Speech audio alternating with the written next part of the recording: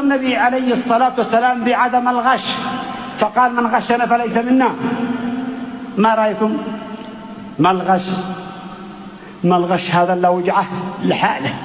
الغش في كل حاجة، لكن أعظمها غش في إيه؟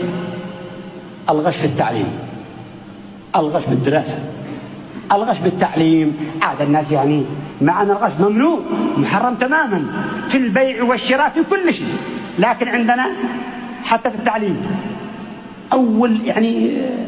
أوضاع الطلاب، مستويات الطلاب كيف بالمدارس الأهلي والحكومي؟ تعبانين جدا، تعبانين. كنا في أعتقد كنت أنا صف سادس أو سابع، وكنا في البلاد كان معنا مدرسين مصريين، كان يخلينا نكتب الدرس 10 مرات 10. واليوم الطلاب والطالبات ما مش مكتوب في الدفتر إلا بسم الله الرحمن الرحيم عناصر الدرس من تاريخ شهر 1. الحمد لله على كل حال. ودي خابرني أنا ولا مدرس أكتب له